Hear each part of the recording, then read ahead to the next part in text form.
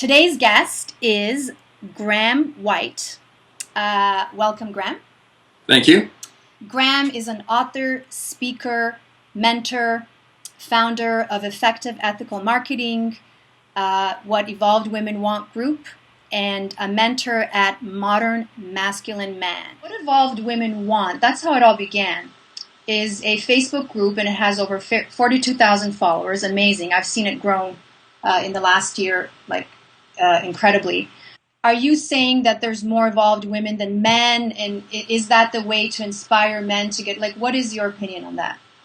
Well, I'll tell you a little bit about my own personal experience and journey, because it was a relationship that I was in with what I would describe as an evolved woman. Okay. And it was being in a relationship with her, and in contrast to relationships that I'd had before, in understanding what those differences were and what I was looking for. And it was a woman I got to know when I'd broken my back. I was in a paragliding accident. I was broken my back, and I was in recovery. And we formed a very extraordinary relationship. We got to know each other on many levels. And it was just one of those relationships where you clicked on all kinds of levels. Our sense of humor, our background, the way we thought about parenting, etc.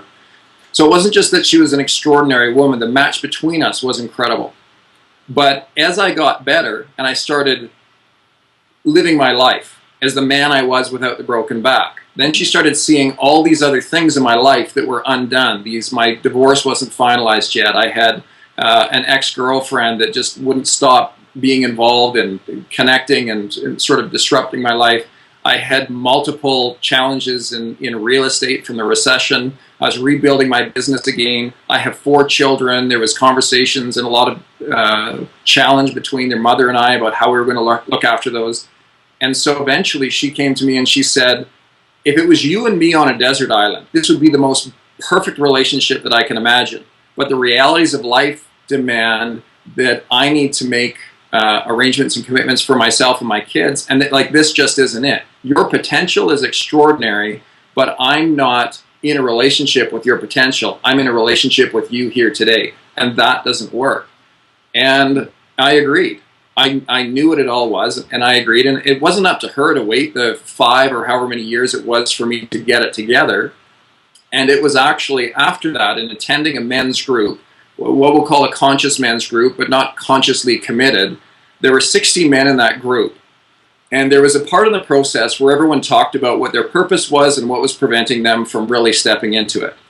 And I was the last one to go because I was the new person that was attending. And I had an opportunity to listen to 60 of my own excuses, 60 things that I'd heard myself say and was still talking about. And it hurt so much to know that that's how I sounded when I was coming up with these excuses for not taking on the part of my purpose and the part of my journey that was unique to me, that I was born to do, that I'm here to do. And to think about the fact the only thing standing between me and doing it is my excuses and some hard work. Really, it doesn't matter whether it's for a relationship or just for myself. The reality is I was born with that purpose to fulfill.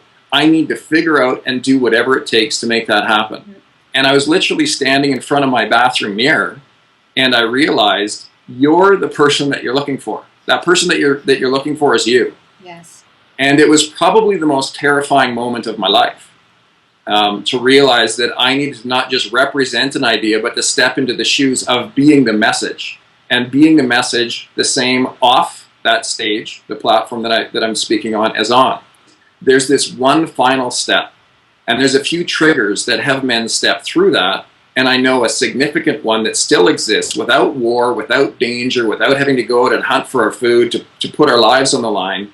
One of the things that men will step up for and make that final transition through is for the connection to the extraordinary energy of the evolved woman.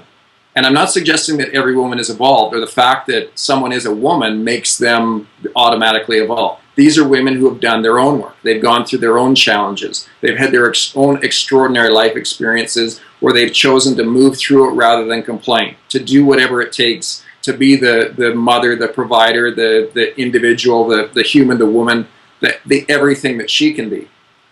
And my sense from I've probably met a few hundred women that would fit that description personally now. is that it takes less pressure for women to do that. Women are just better at doing it in a steady kind of work at it pace, whereas men require what I call a 2x4 to the head Yes. before we get into motion for things. So we kind of stay at one level, and then it takes some type of dramatic event to get our attention. So this is why in your group, one of the main messages to evolved women is do not settle. Correct. And it is women holding those boundaries and holding those standards, and enough of them doing it where men will look around, and if they can't get what they want any other way, I'll be like, I can't live without that essence in my life. So I need to do what it takes in order to attract it. Cool. Among my conscious male friends, I find that they relate to women better than men, and they kind of complain about not being able to be themselves or have those conversations with men. Right. So, yeah, so I feel like there's a need for that. Which brings us to today's topic of conversation, which is the difference between being consciously aware and consciously committed. Now, before we get into the topic, I'd like you to share with our audience today what, in your opinion, is a conscious man? Well, to me, I think there's two different degrees of that. There's an awareness of, I'm here and I have a purpose. There's something for me to do that's more than putting in time. That's more than, for sure, just meeting and having sex with women. That's more than making money. So I sense that there's something bigger and grander that I have the potential and the purpose to commit to in my lifetime. I think the next step in that is, once it's identified, is that really masculine energy of doing whatever it takes to make it happen. So there's a difference between the time when you're preparing and getting ready and thinking about what's it going to take, what's involved in doing this. So we do that in school. We prepare, and then one day we go out and we actually do the job. And if we start a business on it, that's where the rubber meets the road. We either get paid to do it, we either get hired to do it, or we don't. So we do all this preparation, but then one day we have to actually go out and do it. And in the case of being consciously committed, it's laying it all on the line. It's finding that thing that is so valuable and worthwhile that you're willing to commit your life and possibly even your death to doing that if it's a big enough task. And the challenge today, I find, is that there's few things that call upon us to throw our whole life on the line. So we're not called to war in this part of the world. We're not called to the door to defend ourselves against someone who's going to rob us, who wants to take what we have inside, who wants to hurt or take our women or children. All right, well, let's talk about these men and the difference between the two groups that you mentioned. A consciously committed man lives without excuse. So when the stress is on, when the pressure is on, when he needs to perform, he's doing it. He's doing it or literally dying in the process of trying to make it happen. He does not have a place that he retreats to complain about how hard life is. And if you think of this in terms of what men are genetically designed to do that's different than women, it's fight. It's fight, it's go into battle, it's to take things on. We do not have the luxury in those moments when everything is on the line to go have a cry, to go express, that degree of fear and confusion, etc. that's going on. That doesn't mean that men don't feel emotions. It means that they say, if it takes this, if it even takes my entire life to achieve this, so be it, because that's my purpose and what I'm here to do. It's the theme of every heroic movie. It's what you see in the makeup of particularly the Vikings, who knew that they would go to heaven if they died with a sword in their hand. And it's different than being unconsciously masculine, which is being confused about your purpose and not knowing what you're giving your life for. And this is where you get anger and rage and whining and all the bouncing around of emotions in those kinds of men. It's different than the sensitive man, who's just open and thinking there's no warrior in this man because he's not fully committed to whatever that purpose is yet. So in all the little details of a consciously committed man's life, he's going to show up with the same consistency no matter what the level of stress. So he's not blowing his cool or running away, hiding, retreating, taking time off when the load gets bigger. His response to that is, I'm going to have to find a way to take on a heavier burden. I'm going to have to find a way to get someone to help. Like he looks for a solution. And he does not look for that solution in his partner. He knows which things that he's here to take on, And so the stereotypical thing that I talk about is a man on a date. If he's asking her, well, I don't know, what, where do you want to go? Well, I don't know, what do you want to eat? Well, kind of, what are you in the mood for? A consciously committed man will not be doing that because he's taken the time and he has the energy in his life to know what it is that that woman might like and to do something with intention. And he'll take the risk of taking her out to Vietnamese if she's never, if he's never taken her there before. And if she loves it, she loves it. And if she doesn't, he's like, okay, well, we won't do Vietnamese again. Next time we'll do barbecue or Thai or Midwestern or whatever. So he's not afraid of the risk. He commits to whatever he's doing. He follows through with it with intent. And at the end of the date, if he wants to kiss her, one, he knows that she's already connected to him. He's not wondering about that. He can read energy at that level of consciousness. So he already knows that she's felt like she's wanted a kiss. But his intent is clear in everything that he's doing. There's no confusion. He may get something wrong. It's not that he never gets anything wrong. It's not that he never has any type of fear to face, but he takes it on because he's really clear about who he is and what he's doing and what fits within that and what's outside of it. And he's very clear about those boundaries. I have some questions that came up listening to that scenario. So I get what you're saying. I do get frustrated sometimes when plans can't be made and I'm being asked.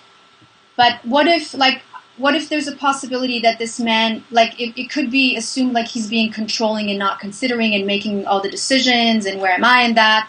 As a conscious man, either consciously or unconsciously, we understand these principles of there is always danger and safety issues when you're a woman on a date. There is the question of, do I want this person to even have anything to do with my energy, let alone my phone number? Like there's all these what I call locks. The lock of giving out my number, the lock of meeting them somewhere, the lock of being someplace private where there's no one else, the lock of having them touch you, the lock of a kiss, the lock of sexual connection that come off. Those are responses that a woman has to the presence and energy of a man. And those locks come off not because a woman consciously chooses for them to come off, but because a man shows up in a certain way, in a certain kind of energy that she trusts. And there's an instinctive response to that. And that's what I was experiencing when I was dating that had me say, this is too much. So all these trust locks were coming off. And women experienced that so rarely that they felt they were having a sexual response in the conversation. There's so much trust and so much bonding that they're thinking, I want that kiss. I want to be with a man that's like this because the experience was so rare. And so what I really wanted to do was to create a process where more men would be pushed into that level of being so that a woman could feel a man like that show up in her life, not just once every couple of months, but maybe 3 or 4 times in a month. And then she can decide between this flavor of consciously committed man and this flavor of consciously committed man and have choice amongst it. So an unconscious man operating in his masculine will do all those things. He'll be controlling. It feels completely different because the energy that he's doing it with is completely self-serving. As a consciously committed man, if you and I are meeting and I'm thinking that I'm interested in dating you, getting to know you better, the first step is I'm not interested in dating you. I'm interested to get to know you better. I want to know who that human being is because I don't need to chase sex at this point in my life. It's because there's no point in connecting myself at that deep intensity of an energetic level with someone that I don't see a really good potential of making a long-term connection with. Because how much energy gets exchanged in that. So I want to know, do I like you as a person? That I want to find out about you, and I'm going to have a conversation and get to know all those things about you. I'm going to find out what type of food you like to eat. So when I take you out to dinner, it's not a surprise to you and me. It's not a control. It's in our conversation. Okay. A consciously aware man can have the same conversation that you and I are having. The difference is how it shows up in the details of his life. The more stress and the more pressure that you see, yes, the more a consciously committed man performs. And the more a consciously aware man asks questions. And that's where you feel that neediness. The type of guy looking for a mother. The type of guy giving away his choice to a woman. The the opinion of someone else ahead of his own. He's still in the process of asking those questions. A consciously committed man, he's not operating like a bull plowing through everything. He's literally done the work. So I've been through, I'm a father of 4 kids. My oldest is 13. I have coached probably 4,000 people. I have nearly died 4 times. I've been homeless 3 times in my life. The amount of challenge that I've overcome and made it to where I am is an evidence of every little aspect of everything that I do. So when more pressure comes on, and when those things show up in my life, even if I don't think anyone's watching, if you were to watch what I'm doing, if you're watching how a consciously committed man is performing, there's never a moment where you're like, oh, that's not what I was expecting. So a question that comes up in your particular situation, if you're open to discussing, is, so if you're a consciously committed man, why aren't you with the mother of your children? Because isn't this, you know, don't we imagine like a real man is going to stick with this, you know, whatever. That's just a question that comes up. Happy to answer that. And I had always imagined that if a relation, unless there is, I was raised with the idea that basically unless there's abuse, physical abuse, drug abuse, you know, financial irresponsibility in a relationship, you do whatever it takes to make a relationship work. And I stayed in that space for a good 7 years after I knew that it wasn't the relationship that I should be in. So I made a connection with a woman who I knew would put up with me. At that point in my life, the type of person that I was pretty unpartnerable, but I knew that I could not do life alone. So there's a lot of us that get married when we're young, or we make choices at that point in our life. We don't know what love is. We don't understand those responsibilities. We're doing things where we're naive. But by the time you have a child, it becomes a lot more difficult to determine that it's a situation that you should leave. So every other part of my life was working really well. I was on top of the world on everything else, but out of a 10, my relationship was maybe a 3. And I worked hard at it, and still it wasn't good. And what really had me understand the difference between conscious and unconscious was the comparison after I left between my ex, who's stuck because of her own, what I call holes in one's heart. Holes that are there because your parent didn't love you a certain way. They didn't show up in a certain way. And as much as I tried to pour love into that hole, it came out faster than I could pour it in. And by the time it started affecting my kids, and it was my oldest who came out of her room one night and said, "Can you two please stop arguing? It's scaring me." And she was 7 years old. And I knew at that point, I have done everything I can. We've gone to counselors as often as we can. I've showed up in every way I can in this relationship. It is now not only harming myself and her mother, it's harming our kids. And that's when I made the choice to leave. And it was excruciating. I felt like I had failed. I felt like I'd failed my spiritual community and their belief system, my family, my own personal beliefs, and it took quite a number of years to get to the other side of that, to realize settling, even if you're in a married relationship, even with all those challenges, is not the answer. And the promise that I made my children when I left was that your lives will be better with your mom and dad living in different houses. Whatever that takes, however that needs to happen, I will make that happen for you. And I can't remember if you know or not, I live on the same street as their mom. We share the kids. I probably have them 75% of the time. So when we talk about a consciously committed man, I mean he will do whatever it takes, no complaint, whatever the circumstances.